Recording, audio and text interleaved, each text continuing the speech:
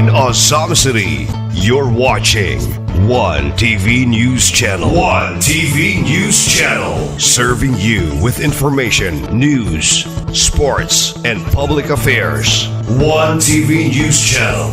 One TV News Channel. Serving you with love. Ang telebisyong pangmasa. One TV News Channel. One TV News Channel.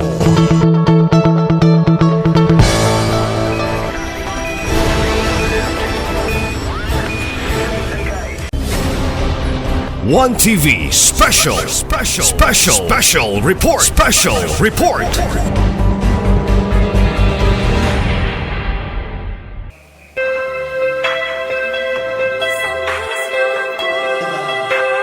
Once again, you can now take your seats. Once again, welcome to our poster making contest, July 23, 2024. And of course, at this juncture, ladies and gentlemen, let's have now the opening remarks to be given to us by our City Councilor and the Chairperson Committee on Health.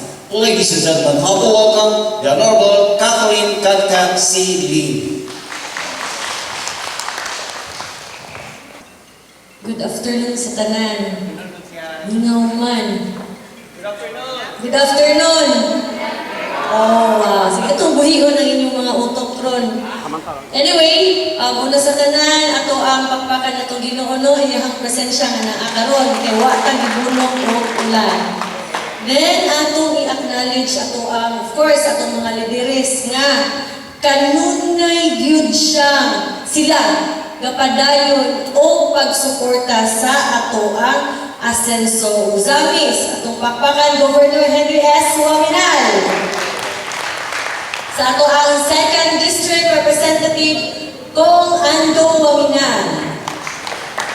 Sa ato ang Asenso Pinoy Representative, Congressman Indy Waminal. Ug sa ato ang abdikon, bisan pa man wala pud sila diri, ato gihapon i-acknowledge sila. Ato ang halandong Mayor Atty. Sam Fuentes, Vice Mayor Bebenere. O maski pagdaghan kayong akong itagsatag-sakay, usasad sila sa importante nga nanong naatakaron. Usa sila gatabang nga magahinan taog budget, pundo. So ato ang unahon, Honorable Sani Waminal, Honorable Ate Inday Lorly Cipres Fuentes, Honorable Cecil Co, Honorable Dinky Sueso, of course, ang inyong nasa tubangan, hi! Kailan mo na ako? Honorable Janfield Duhay Lungsod, inyong SK Federated, Honorable Salvador Canlas, na ito ang ABC President, atong pakpakan, si Konsihal Saulo Salvador, Konsihal Junjun Sakin, Honorable Attorney Daniel Lau, Honorable Archie Romero, ang amuang Majority Floor Leader, lastly, Honorable Attorney Marcelian Tapayan. So, pila ka po atong participants, clusters, 1, 2, 3, 4, 8. Atong pakpakan yung gagalingon. Kaya kung wala sad mo, naabatay contest na hitabo, ma'am. So, kamo ang pinaka-importante karong adlawa. Ug ako po, i-welcome, palihog kong tindog sa ato ang mga landon nga judges. Mr. Joel Balsita, Mr. Ferdinand Guanto, and Miss Angel Faith Kian. Oh, nice issue ka po. Good afternoon ninyo, ma'am and sirs. And sa atong Nutrition Department, Ma'am Lilith Navarez, si Sir Rodrigo, ang atong kanunay ni Guapa, o sa atong mga media, mga BNS, taga-barangay, o atong pakpakan at usog, ang ato ang kapitan sa Aguada, Kapitan Pigalan, salamat sa lugar na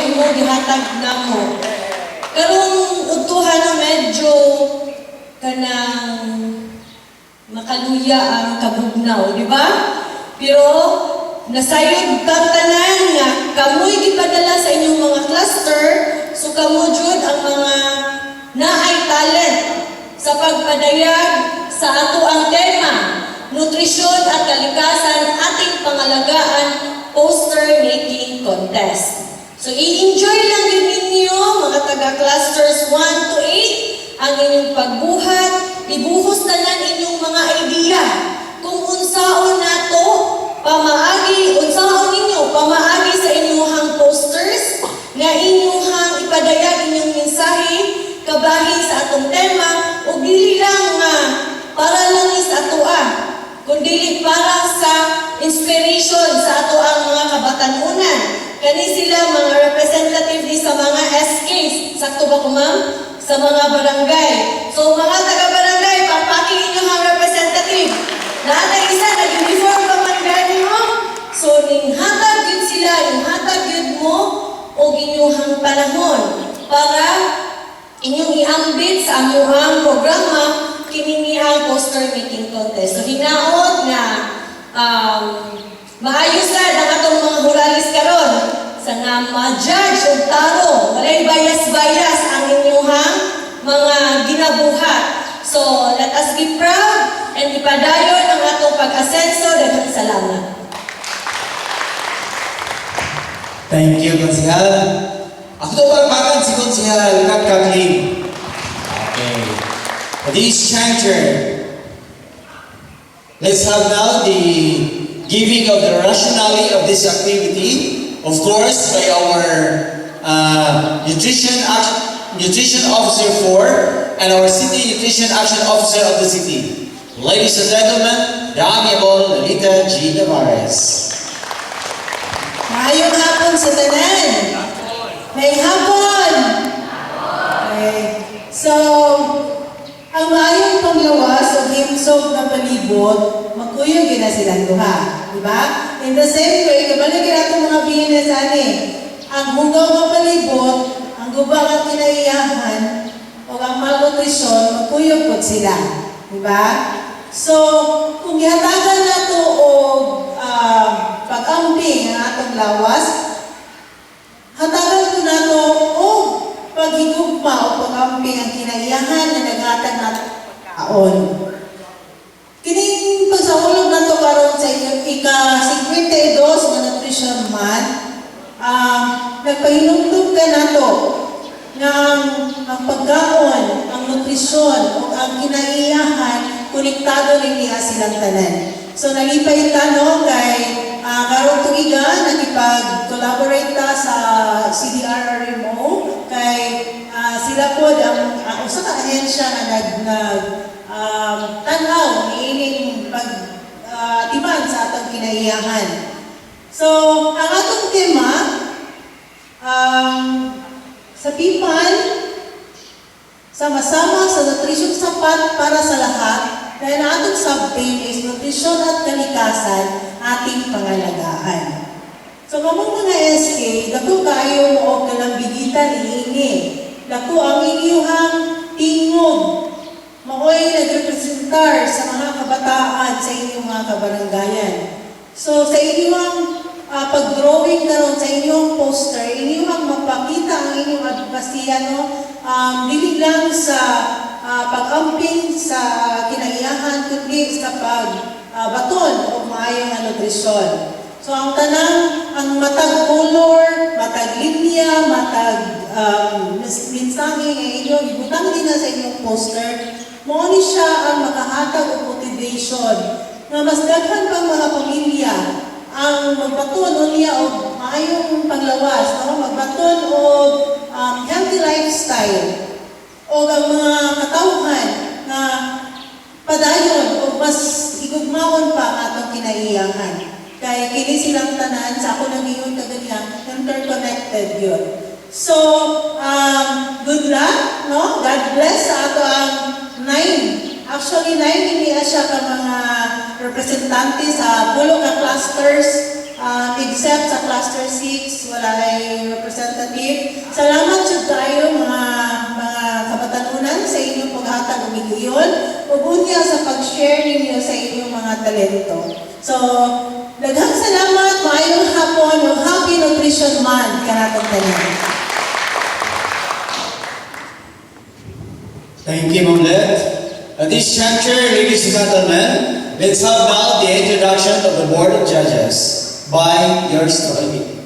So it's my great pleasure, ako'y kailan ninyo ang atong mga hurado karong una that they will be giving their judgment in fair and just.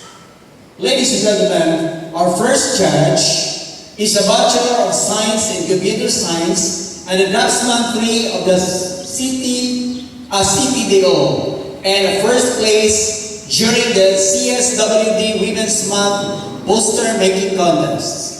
Ladies and gentlemen, our first judge is no other than Mr. Ferdinand M. Guangco. Our second judge is a Bachelor of Science in Civil Engineering. She's a staff of the City Assessor's Office and became the second place during the CSWD Women's Month poster making contest. Ladies and gentlemen, our second judge is no other than Miss Angel Faye in Tiani.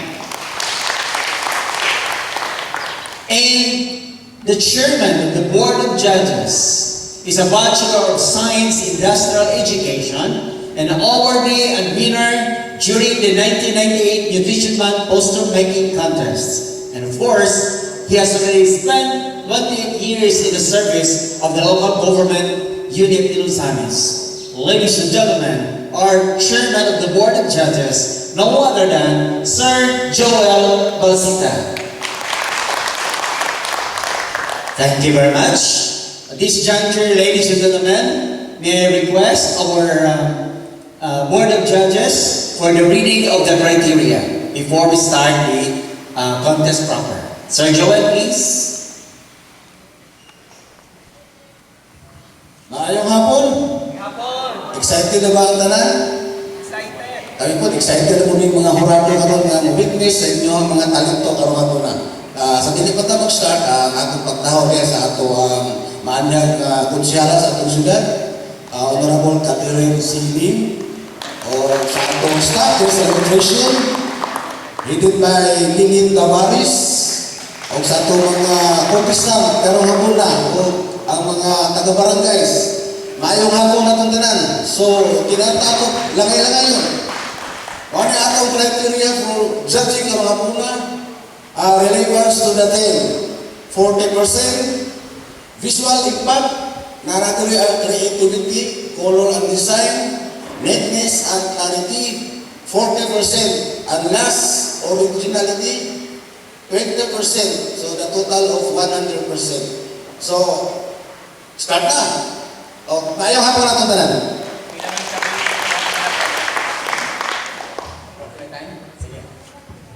Okay, ladies and gentlemen, let's ato sang i-request ang atong nutrition office nga boy muhatag sa katong stand, katong para pan. Alright.